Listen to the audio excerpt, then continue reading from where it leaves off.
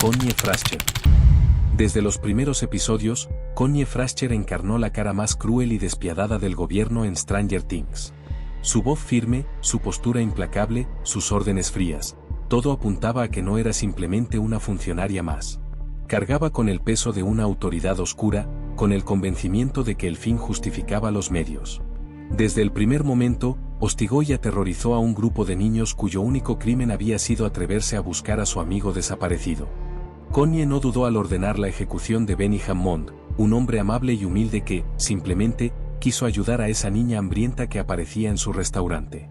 Fue un acto brutal, calculado, un mensaje: nadie interfiere con el poder.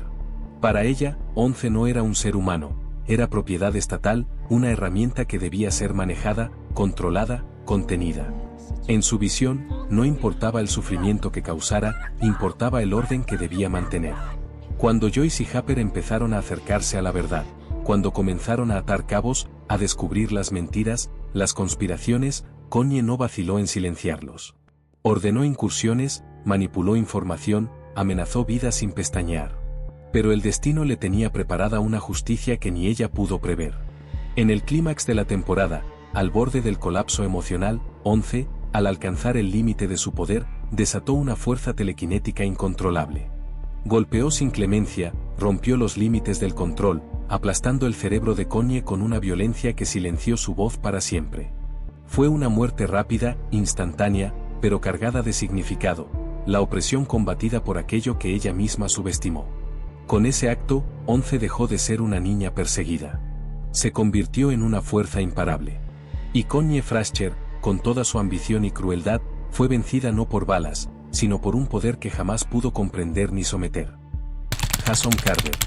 Jason Carver emergió como el rostro del pánico moral en Hawkins, el chico que representaba la voz convencional del miedo. Capitán del equipo de baloncesto, novio de Chrissy Cunningham, con una apariencia impecable, rubio, atlético, admirado. Pero detrás de esa fachada, se hallaba una mente que temía lo desconocido. Cuando Chrissy muere de manera inexplicable, Jason se queda sin ancla. Necesita una explicación. No puede aceptar fuerzas sin rostro. Así, su obsesión lo lleva a nombrar culpables fáciles: Dungeons y Dragons, el heavy metal, el club Fuego Infernal. Encuentra un foco al cual culpar para que el terror tenga un rostro tangible. Desesperado por certezas, su cruzada fanática lo empuja a la casa Creel, donde acusa a Lucas, gritando que todo es obra de Satanás. Su paranoia crece al mismo ritmo en que el mundo real se pliega hacia el Upside Down. No ve que el verdadero horror no es el demonio que inventa, sino el abismo que se abre frente a él.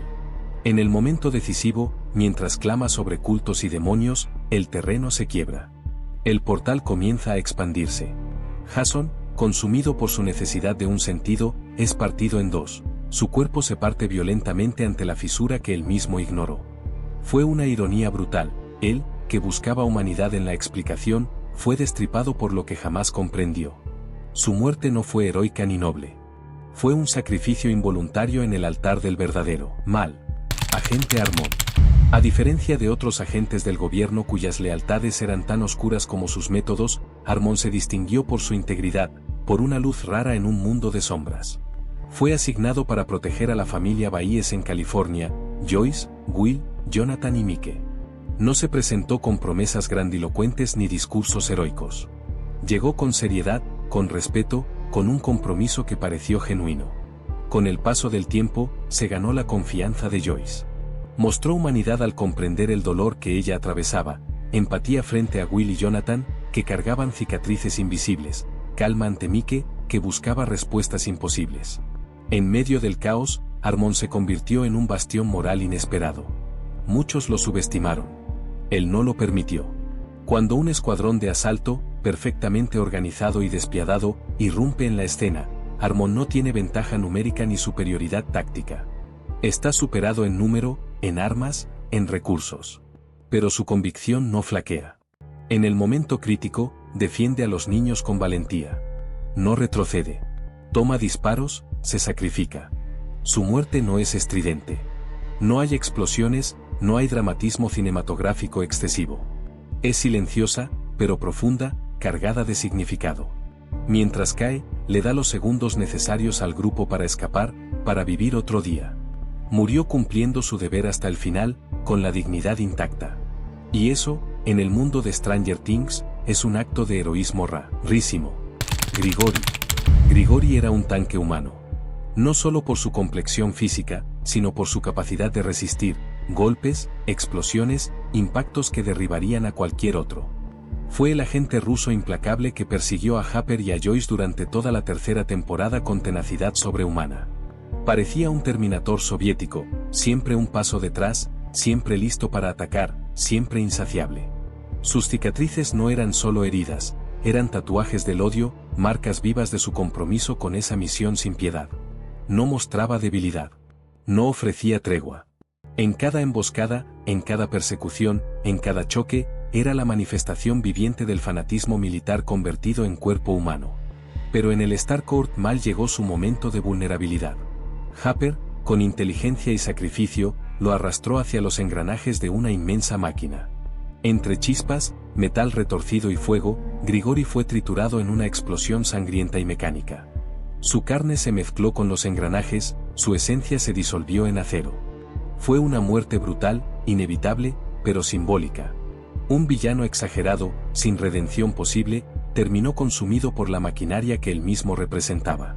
Su final fue un acto justo, el espíritu militar ideológico aplastado por el mismo aparato que lo impulsó. Heather Holloway. Heather Holloway parecía tenerlo todo: un trabajo como salvavidas en la piscina municipal, amigos que la querían, una vida cómoda. No era alguien que buscaba ser protagonista en un mundo de monstruos. Pero eso cambió el día en que la mente colmena la seleccionó. En lugar de matarla de inmediato, decidió poseerla. Quería un instrumento, no un cadáver. Cuando Heather fue poseída, su calidez humana desapareció. Su sonrisa desapareció. Su mirada quedó vacía. Comenzó a moverse entre sombras, a susurrar en lengua extraña, a atraer víctimas junto con Billy. Empezó por sus padres, los manipuló, los utilizó. Fue un viaje escalofriante, ver a alguien amable transformarse en herramienta del mal. Aquellos que la conocieron pensaron que estaba siendo manipulada, pero no entendieron que ya no quedaba nada de Heather. Fue vaciada. En sus momentos poseída actuó con precisión, con frialdad, con horror. Su rostro se convirtió en una máscara al servicio de una fuerza oscura que devoraba almas desde dentro. Su muerte no fue violenta en el sentido habitual. Fue una reconquista del yo que ya casi no existía. Cuando finalmente la liberaron del control mental, se apagó. Fue una desaparición con lamentos y ecos, el sacrificio de un ser humano que no pudo resistir la posesión más insidiosa. Fred Benson. Fred Benson era un chico ambicioso. Miembro del periódico escolar, soñaba con periodismo serio, con revelar verdades, con tener voz en un mundo muchas veces silenciado. Pero llevaba consigo un secreto, un accidente automovilístico en el que murieron personas, un peso que nunca confesó. Cuando los asesinatos sobrenaturales comenzaron a multiplicarse en Hawkins, Fred pensó que había encontrado la gran historia. Ese fue su error. La oscuridad no buscaba reporteros, buscaba víctimas. Vecna, con su sigilo y su mirada implacable, percibió la culpa de Fred como el olor de sangre para un tiburón. Lo persiguió con visiones espeluznantes, lo forzó a revivir la tragedia una y otra vez. Lo sumergió en una distorsión de la realidad. Lo bueno se volvió maldito, las memorias se retorcieron, el presente se fragmentó. Fred ya no distinguía lo que era real de lo que era ilusión. Vio su carro chocar una y otra vez, vio gente morirse, vio gritos arrancados del cielo. Fue derrotado desde el interior. Cuando finalmente Vecna lo atrapó, su cuerpo quedó grotescamente desfigurado, carne rasgada, huesos expuestos, una imagen espantosa del poder del mal. Él no solo murió. Fue destruido desde dentro. Esa fue la primera advertencia: el nuevo enemigo no solo mata cuerpos, sino almas, mente y memo. Ría. Benny Hammond. Benny Hammond era la bondad ambulatoria. Su restaurante, su gesto de ayudar, su sonrisa amigable. Cuando Once apareció en su puerta, cansada, hambrienta, asustada, él no dudó, la alimentó, la protegió, le ofreció refugio. Lo hizo sin heroísmo ni alarde, lo hizo porque podía. Pero esa compasión fue su sentencia de muerte. Para Connie Frascher, él se convertía en amenaza simplemente por existir. Esa pequeña luz de humanidad no debía brillar. Frascher llegó esa noche, lo asesinó a sangre fría y luego fingió que fue suicidio. No hubo juicio, no hubo defensa. Fue un acto frío de poder impune. Su muerte dejó una marca fuerte en la audiencia, no solo por lo injusta que fue, sino por lo clara que fue la advertencia: hacer lo correcto en Hawkins podría costarte la vida. Benny murió siendo bueno, y su muerte resuena como un eco de quienes intentan oponerse al horror desde la luz, aunque esa luz sea frágil. Chrissy Cunningham. Chrissy Cunningham era la perfección según los ojos del público, animadora ejemplar, novia del chico popular, querida por muchos. Pero esa superficialidad ocultaba grietas profundas. Sufría en silencio un trastorno alimenticio agravado por la presión social, por el abuso emocional de su entorno familiar. Cuando Vecna la eligió como objetivo, sus visiones empezaron a invadir su mente: alucinaciones, voces, escenarios imposibles. Se volvió presa de su propia angustia. Busca consuelo en Eddie Munson, alguien que la entiende en su dolor. Pero el consuelo tardaba, las visiones la llevaban al borde del colapso. En un momento de trance total, su cuerpo es destrozado. Fue la primera víctima real de Vecna en esa fase de la historia. Lo que antes era esperanza, se convierte en brutalidad. Su carne, sus huesos, su esencia, todo queda fragmentado. Chrissy murió sin pelea. Fue una víctima del horror que llegaba para devorar sin preguntar. Su muerte fue un punto de inflexión. La línea entre la adolescencia y la pesadilla fue borrada para todos nosotros. Barb Boland. Barb Boland era la amiga leal que el mundo olvidó. Mientras Nancy se perdía entre popularidad y chicos, Barb estaba allí, observando, preocupada, advirtiendo. No buscaba protagonismo. Solo deseaba que su amiga estuviera a salvo. Una noche, atrapada en una fiesta donde no encajaba, Barb sucumbió al silencio tácito. Una herida menor en el brazo fue ignorada por los demás. Ella fue vista como un estorbo, alguien que se quedó atrás. Pero en esa soledad fue engullida por lo desconocido. El Demogorgon la atrapó, la arrastró al Upside Down. La desaparición duró días. Nadie lo notó de inmediato.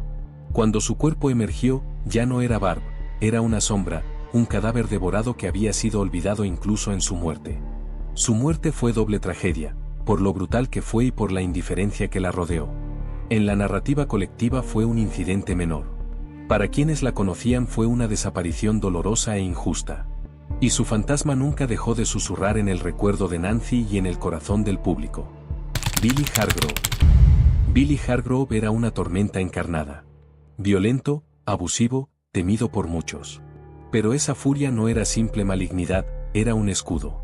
Creció bajo un padre abusivo, aprendió que la agresión era protección, que el dolor era poder. Cuando la mente colmena lo poseyó, algo dentro de él se quebró. Comenzaron a aflorar recuerdos que él había enterrado, el amor por su madre, la inocencia que alguna vez tuvo. Bajo el control mental, él actuaba con brutal eficiencia. Pero cuando en un momento de conexión emocional, le recordó a su madre, algo empezó a fallar. Sacrificó su cuerpo para salvarla. Rompió el control que lo dominaba. Eligió morir ante la oscuridad. En sus últimos segundos, dejó de ser un monstruo para convertirse en héroe. Su muerte fue dolorosa, rápida, pero también redentora. Dio un último golpe de humanidad en ese mundo de sombras, dejando un legado ambiguo, monstruo, sí, pero también redentor. Bob Newby. Bob Newby era la bondad hecha hombre. Amaba a Joy sin condiciones. Era amigo atento de Will y Jonathan. Era una presencia que representaba normalidad en un mundo desgarrado por lo sobrenatural. Cuando fue atrapado en el laboratorio con los Demodogs sueltos, nadie esperaba que pudiera hacer algo heroico. Pero lo hizo. Ofreció su vida para restaurar la energía, para dar luz a un grupo acorralado. Lo logró. Estuvo a segundos de escapar. Pero la oscuridad lo alcanzó antes. Cuando ya casi veía la salida, los monstruos lo atraparon. Murió frente a Joyce, quien lo había admirado desde el inicio. Fue un golpe emocional devastador, alguien que hizo todo bien, que actuó con bondad, y aún así no sobrevivió. Su muerte no fue ruidosa ni larga. Fue un acto de sacrificio, un instante que resonó por su pureza. Bob no cayó por debilidad, sino porque en ese mundo las buenas intenciones no siempre basta. Eddie Munson. Eddie Munson era un marginado con corazón valiente. El chico al que muchos señalaban, al que muchos temían, que eligió abrazar su diferencia en lugar de huir. Fue ese acto de honestidad lo que lo hizo verdaderamente grande. Cuando Chrissy murió, fue acusado sin pruebas, convertido en paria. Pero Eddie no huyó. En lugar de correr, decidió pelear. En la batalla final, montó un concierto épico para distraer a los Demobats. Su guitarra se alzó como arma simbólica. Tuvo oportunidad de escapar. Podía cruzar el portal, desaparecer. Pero no lo hizo. Eligió quedarse para proteger a sus amigos. En su sacrificio, murió en los brazos de Dustin, con una sonrisa de orgullo, con la certeza de que no había huido esta vez. Su muerte fue pérdida, pero también inspiración. Nadie en Hawkins lo reconoció en ese momento. Pero nosotros sí. Y nosotros tampoco lo olvidaremos. Si este recuento de muertes inolvidables te puso la piel de gallina, no olvides suscribirte, dejar tu like y decirnos en los comentarios cuál fue la más impactante para ti. Ya sea la justicia implacable de 11, el sacrificio de Eddie o el dolor silencioso de Barb, cada historia deja una huella. Nos vemos en el próximo vídeo, y recuerda, en Hawkins, nadie está realmente a salvo.